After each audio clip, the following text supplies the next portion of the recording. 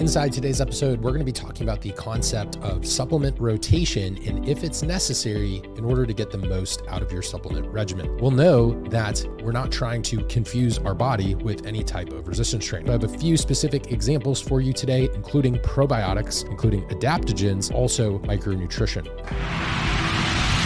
Now, the reason I'm recording this particular episode is because a lot of times different functional medicine influencers or fitness influencers will talk about supplements not working unless you rotate them, almost as if you have to trick your body. Now, if we kind of fall back on some of our education around training, we'll know that we're not trying to confuse our body with any type of resistance training. Now, there's going to be a few examples of supplementation where this holds true in terms of needing consistency and overall sort of this deliberate regimen in order to get the most out of supplements. So I have a few specific examples for you today, including probiotics, including adaptogens, and also micronutrition.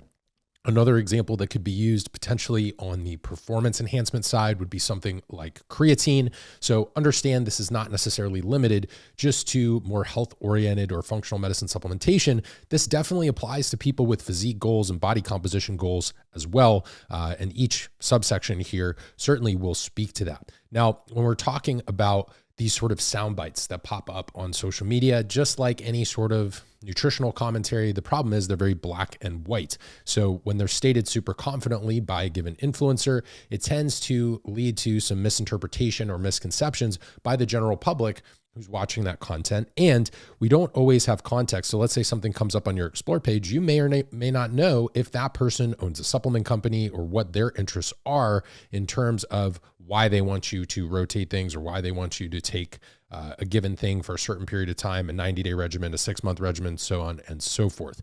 So sound bites like that can be very tricky. They can be very sort of black and white, no gray area, no nuance. And that should always lead you to have kind of a light bulb moment of maybe there's sort of an answer in the middle ground here of maybe certain supplements I might rotate, maybe certain things I need to actually be consistent with in order to see some type of benefit.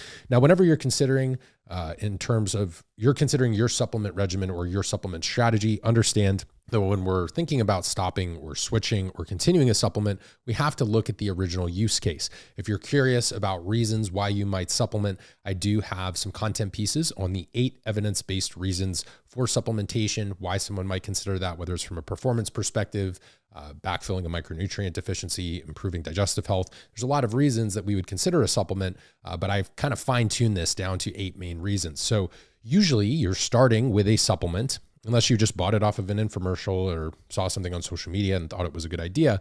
Most people who are a little bit further along in their health and fitness journey, if you're a coach listening to this, you may actually have some rationale behind your supplementation and your decisions there.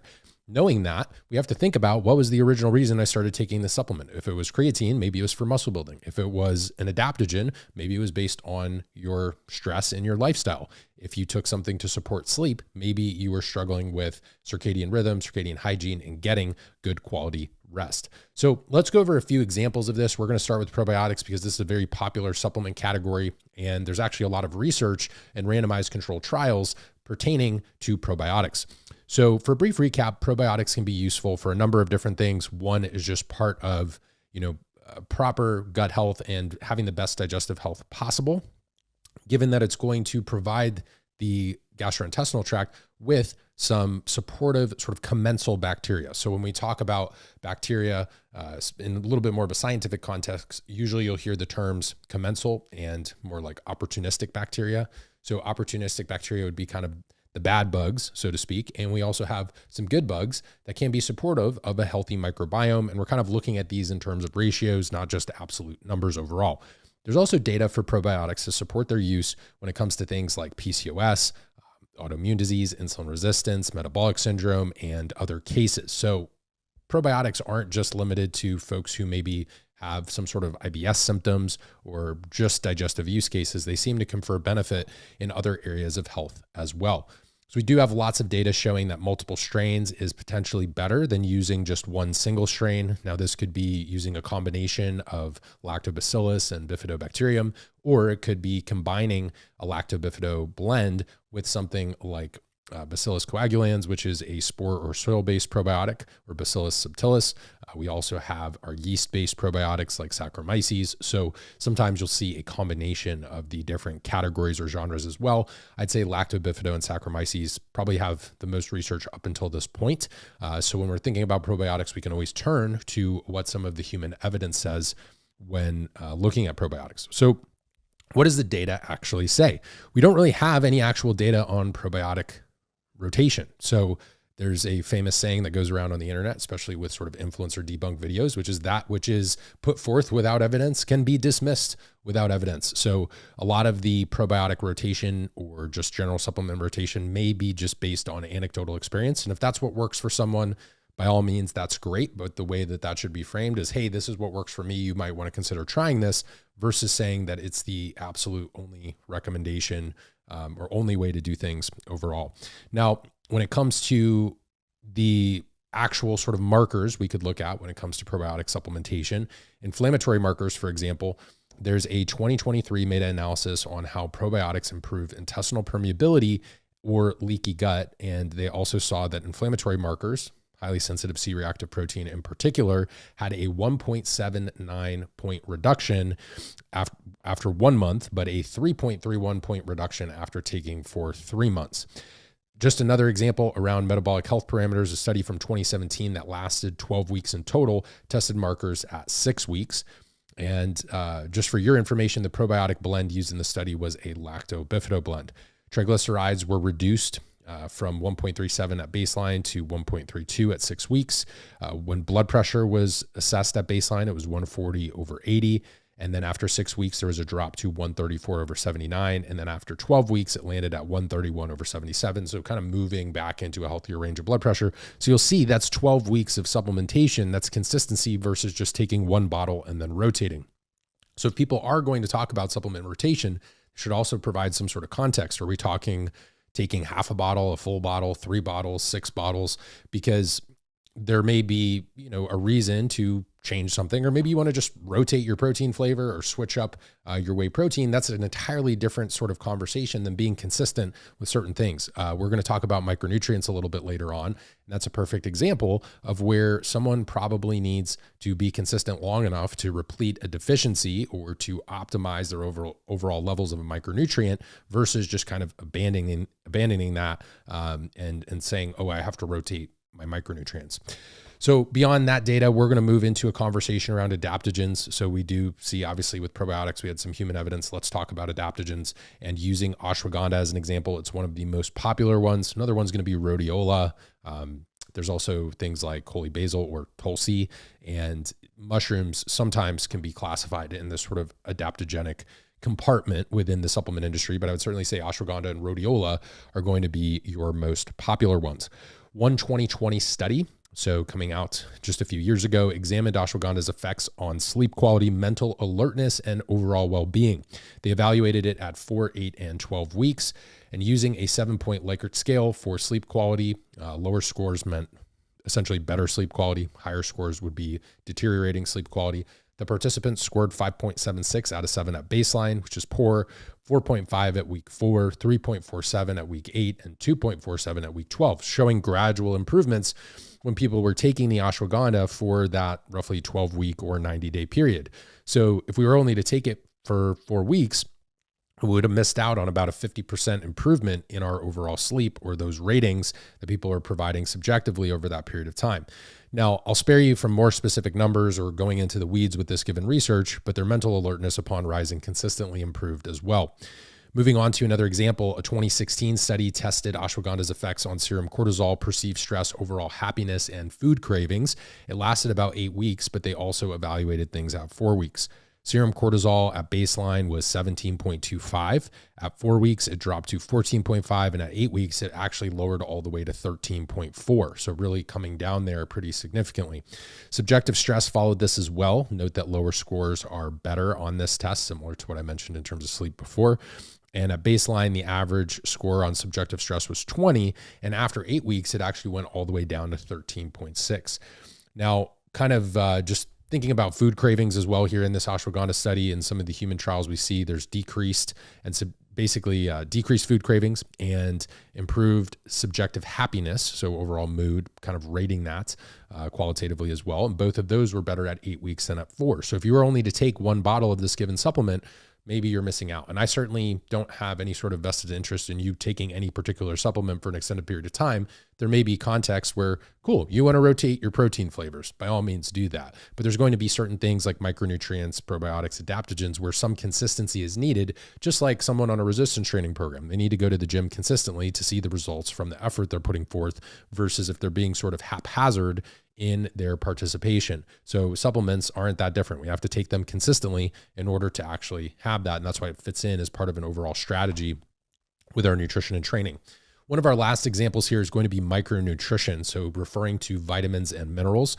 And the reason we need to be consistent with vitamin and mineral supplementation is it can take time to replete nutrients or essentially address a deficiency. So whether that deficiency is due to obesity or metabolic syndrome, or if it's due to poor gut health, maybe following the standard American diet or not necessarily getting the nutrients from food over a prolonged period of time, or maybe someone's been vegan or vegetarian for a long period and they need B12, folates, iron, omega-3s. It will take some time to improve their overall micronutrient status in those areas based on their individual health history. So using a 2017 review study as an example, magnesium was basically evaluated and looking at subjective feelings of generalized anxiety as well as PMS-related anxiety. And they had a section specifically on duration of treatment or duration of utilizing the magnesium. Taking all studies into account, they say the most prominent effects and reduction of anxiety were seen at 8 to 12 weeks of supplementation, and there's higher proportion of negative data with studies that last about 4 to 6 weeks. Another example would be a 1-year-long study of supplementation of vitamin B6, folate, and B12 alongside antidepressant medication. So this is being used as an adjunctive supplement in combination with someone who's maybe already being treated for depression by a psychologist or licensed medical professional. And what they sort of notice here is that the supplementation of B6, folate, and B12 in this 1-year-long study, there was a higher proportion of negative data with studies that only lasted about 4 to 6 weeks. So they tested depression scores at 4, 8, 12, 26, and 52 weeks. The interesting thing here is that there were no differences with all points in time up to 12 weeks, but after 12 weeks is really where we start to see a difference. So actually at that 26-week mark, which is close to 6 months, and then after a whole year, the vitamins group scored significantly better than the antidepressant group alone. So if we were only looking at this particular data over a month or 2 months, we wouldn't see as strong of evidence or the degree to which these micronutrients are impacting people positively. This is a mental health example, but you could probably find data to support something around zinc and gut health, or looking at vegan supplementation for people who have deficiencies related to zinc, B12, iron, folate, etc. So the last example we're going to talk about here is vitamin D. Now, vitamin D is obviously a fat-soluble vitamin, acts much like a hormone actually in the body. And this is a little different because most people have persistent deficiency risks, whether that's a result of where they live or ethnicity-related factors. One of the main things here is not getting enough sunlight, or we're not necessarily producing that vitamin D. They may need to supplement indefinitely, or at least until they're in a situation where deficiency risks are not present. So let's say you're outside a ton over the summer, that may reduce that deficiency risk. But in the winter, if you're trying to thwart something like seasonal affective disorder, well, you may need to take your vitamin D consistently. I like a D3K2 combination. And most studies show that a sample dose of around 4,000 IUs a day of D3 can take 2.5 to 3 months to achieve adequate levels if someone is starting from a deficiency. This is why you'll see 5,000 to 10,000 IUs used at times. Some people may even go up to 20,000 IUs. Now, the safest way to do this is if you have your hydroxy vitamin D from your serum labs, it's going to be a lot more responsible way to sort of manage that. Now, it can be very different individually. Metabolically unhealthy people may take longer or a higher dose because when you're metabolically unhealthy, you have more body fat, you have more inflammation, you will oftentimes have lower vitamin D status. So that is a risk factor for vitamin D deficiency. So as we kind of wrap up today's episode, understanding that supplement duration and initiation should be individualized to each client, with something like ashwagandha, probably a level of consistency for stress management or sleep is needed, but also understand there might be some emerging evidence in terms of longer term risk factors around hedonia, or essentially a numbing in terms of your overall sensations and sort of experience related to your life. So you might want to take it for a consistent enough time period to deal with a short-term sort of acute stressor or helping you reset from getting back into a normal sleep routine or something like that. But we may not want to necessarily take it for 5 years straight. Whereas maybe you have individual risk for a given micronutrient deficiency. Maybe you take magnesium and vitamin D every single day for 5 years.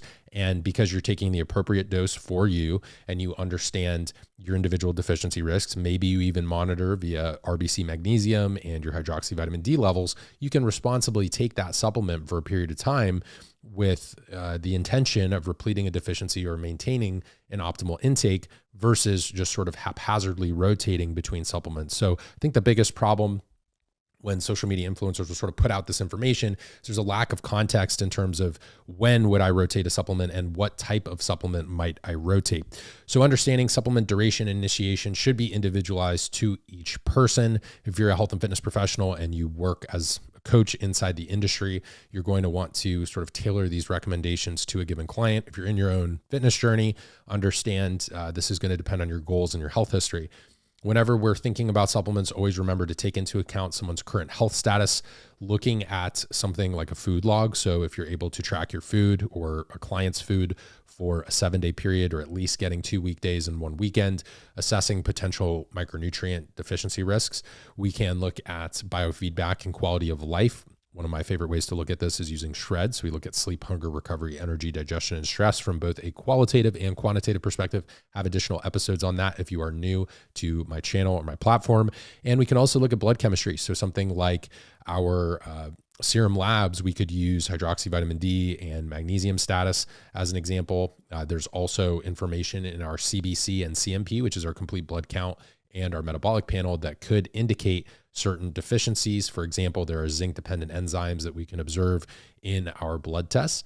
And if we see that, okay, I'm high or low in this particular area, I might need to supplement with a micronutrient like zinc.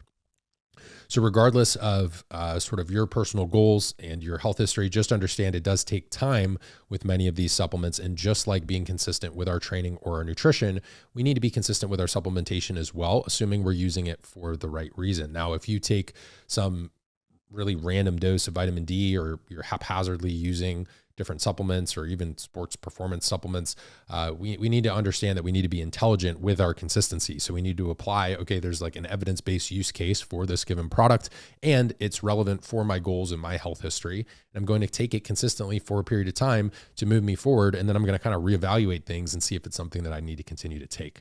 If you enjoyed this episode, if it changed your perspective or helped you have a better understanding of supplementation or when you might want to rotate supplements versus being consistent, please rate and review the show. If you're listening on audio, you can do this on Spotify and Apple Podcasts. It takes just a quick stroke of the thumb, and it does allow us to reach more folks like you. You probably found the show because some of our original listeners shared it with you. If you are watching this on video, give it a thumbs up and make sure you're subscribed so you don't miss any episodes. That way I can continue to bring no-cost content to you, all related to health, fitness, nutrition, lifestyle optimization, getting into even some physiology related concepts, just overall things to improve our lifestyle. And if you're a health and fitness professional, a lot of this will apply to coaching your client cases. So give it a thumbs up, drop that rating and review, or leave a comment. This goes a long way to support the work that I do here. You can also screenshot if you're watching or if you're listening, and share it on a social media platform. So I'm at Sam Miller Science on Instagram. So if you share to your stories, I'll give that a repost. I also love to connect with you guys